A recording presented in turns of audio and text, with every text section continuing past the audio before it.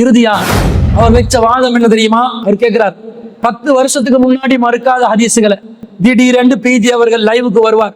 வந்து ஒவ்வொரு ஞாயிற்றுக்கிழமை ஒவ்வொரு ஹதீஸா போட்டு தள்ளிட்டே போயிட்டு கொண்டு இருப்பார். விடிஞ்ச உடனே அவருடைய சகாக்கள் இதோ ஹதீஸ் மறுத்து விட்டார், நாங்களும் மறுத்து விடுவோம் என்று மறுத்து விடுகிறார்கள். அப்ப 10 வருஷத்துக்கு முன்னாடி அந்த ஹதீஸை சஹீஹ் என்று ஏற்றுக்கொண்டவர்களுடைய நிலை என்ன என்று கேட்கிறார். அவர் என்ன கேட்கிறார் என்று பாருங்க. அதாவது ஒரு 10 வருஷத்துக்கு முன்னுக்கு போனால் அவர் சரின்னு சொன்னது 10 வருஷத்துக்கு அப்புறம் எல்லாம் பிழை. அப்ப அந்த 10 வருஷத்துக்கு முன்னுக்கு மௌத்தா போனவங்க நிலைமை பாத்தீர்களா? பேத்ரே எல்லாம் வழிகேடு யூத நசாரா கண்ட கலாச்சாரம்னு சொன்னவர் அது ரூமுக்குள்ள இருந்து கொண்டாடிக்கலாம். அன்பிற்குரிய சகோதரர்களே, இந்த கேள்வி ஒரு நியாயமான கேள்வியா? இந்த கேள்வி பிஜே என்ற அறிஞருக்கு மட்டும்தான் வருமா? வேற அறிஞர்களுக்கு வராதா? நாங்கள் என்ன ஆரம்பத்துல சொல்லிக் கொண்டிருக்கோம்?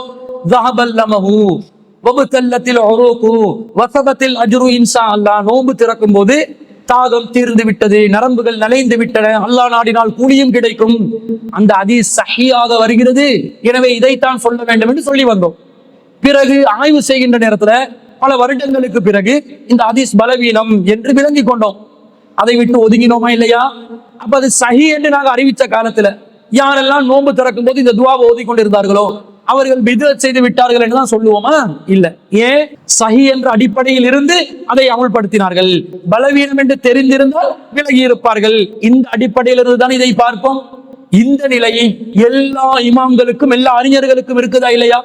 இமாம் ஷாஃபி ரஹ்மத்துல்லாஹி அலைஹி அவர்கள், இமாம் அபு ஹனீஃபா ரஹ்மத்துல்லாஹி அலைஹி அவர்கள், இவர்களிடம் கவுலுல் கதீம் கவுலுல் ஜதீத் இல்லையா? எத்தனை ஆயுதம் எடுத்து காட்டலாம். பழைய நிலைப்பாடு, புதிய நிலைப்பாடு. ஏன் சமகால அறிஞர்கள் மத்தியில் இல்லையா? சலப்புகளிடம் இல்லையா? ஹலப்புகளிடம் இல்லையா? எல்லாத்துக்கிட்டையும் இருக்குது.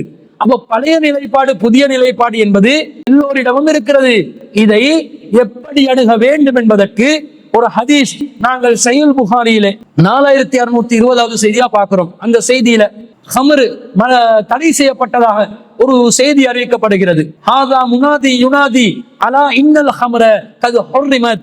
அறிந்து கொள்ளுங்கள், ஒரு அறிவிப்பாளர் அறிவிக்கிறார், ஒரு அறிவிப்பவர் அறிவிக்கிறார், உங்களுக்கு ஹமர் என்பது மதுபானம் என்பது தடை செய்யப்பட்டு விட்டது என்று அறிவிக்கப்பட்ட உடனே சஹாபாக்கள் எல்லாம் அதை என்ன செய்யறாங்க? தெருவில், மதீனா தெருவுகளில் பீப்பாய் கணக்கில் வைத்திருந்த மதுபானங்களை கொட்டி விட்டார்கள்.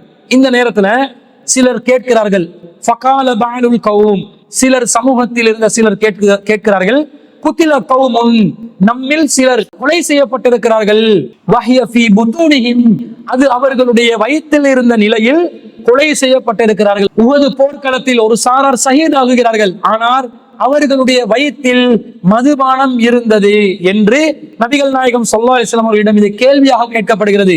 அல்லாஹ் இப்ப ஹராம் என்றானே, அப்போ உஹது போர்ல மது அருந்திய நிலையில் சில நபி தோழர்கள் போர் செய்து ஷஹீதானார்களே, அவர்களுடைய நிலை என்ன என்று கேட்ட நேரத்துல ஃபஅன்ஸலல்லாஹு, அல்லாஹ் வசனத்தை இறக்குகிறான், லைஸ அலல்லதீன ஆமனு வ அமிலுஸ் ஸாலிஹாத்தி ஜுனாஹுன் ஃபீமா தஇமு, நம்பிக்கை கொண்டு நல்லறங்கள் செய்தவர்கள் இது தடை செய்யப்படுவதற்கு முன்பதாக அறிந்தியதை அல்லாஹ் தஆலா குற்றம் பிடிக்க மாட்டான், அவர்கள் மீது குற்றம் இல்லை என்ற 5வது அத்தியாயத்துல 93வது வசனத்தை அல்லாஹ் இறக்குறான்.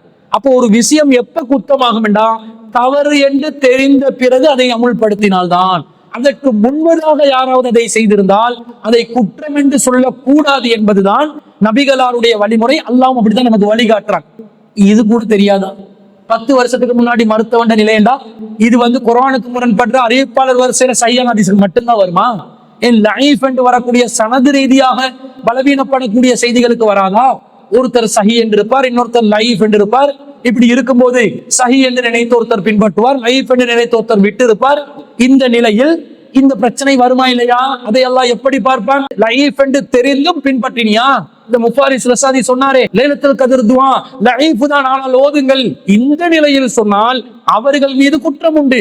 ஆனா சஹீஹ் என்று நினைத்து கொண்டு ஒருவர் செய்கிறாரா, அவர் மீது குற்றம் இல்லை என்பதுதானே மார்க்கத்தின் நிலைப்பாடு. இது தெரியாம 10 வருஷத்துக்கு முன்னாடி உள்ள நிலைமை என்ன, 20 வருஷத்துக்கு முன்னாடி உள்ள நிலைமை என்ன, பெரிய கேள்வி ஒன்று கேட்டுட்டாரு. அறிவு கொழுந்து பெரிய ஒரு கேள்வி கேட்டுட்டாரு. ஒரு பதில் இல்லாத கேள்வி கேட்ட மாதிரி ஒரு நினைப்புல ஒரு கேள்வியை கேட்டார். இப்படி ஆரம்பத்திலிருந்து நான் சொன்னேன், முதல் கோணல் முற்றிலும் கோணல், ஆரம்பத்திலிருந்து இறுதி வரைக்கும் எல்லாமே பீத்தலும் பிதட்டலும் தலைக்கணமும் தற்பெருமையும் அகம்பாவமும் முரண்பாடும் பொய்யும் புரட்டுமாக இருக்கக்கூடிய நிலையில்தான் சகோதரர் முஃபாரிஸ் ரசாதி என்பவர் இருந்திருக்கிறார் என்பது ஒரு 4-5 வீடியோ பார்த்ததுல வந்த தகவல். முழுசா ஊடுருவி ஆராய்ந்தால் இந்த ஆளு பயான் பண்றதுக்கே தகுதி இல்லாத நிலைக்கு சென்று விடுவாரோ என்ற நிலையில் தான் இருக்கிறார் என்பதை நாங்கள் இதன் மூலம் விளங்கிக் கொள்கிறோம். அல்லாஹு தாலா நல்ல புத்தியையும் ஆரோக்கியமான சிந்தனையும் அல்லாஹ் எனக்கும் தரணும்.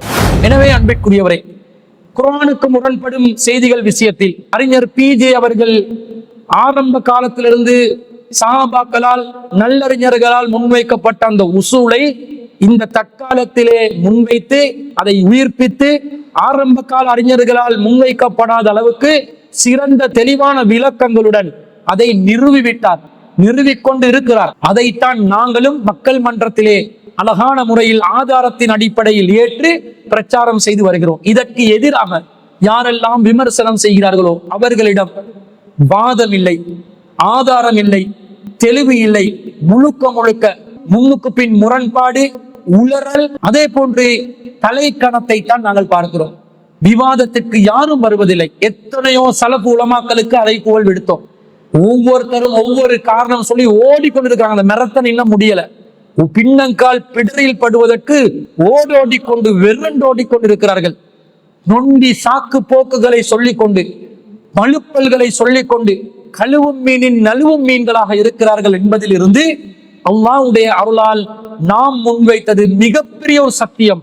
இதுதான் சரியான நிலைப்பாடு, இதுதான் சரியான ஒரு கொள்கை விளக்கம் என்பதை இன்னும் 1000 மடங்கு நமக்கு உறுதியாகுகிறது என்பதுதான் இந்த நேற்று முந்தநாத்து வந்து இதை பற்றி பேசிய முஃபாரிஸ் ரசாதி அவர்களுடைய இந்த விவாத ஒப்பந்தம் சம்பந்தப்பட்ட குர்ஆனுக்கு முரண்பாடு சம்பந்தப்பட்ட தலைப்புகளில் நடந்த உரையாடல்களில் இருந்து விளங்குகிறது.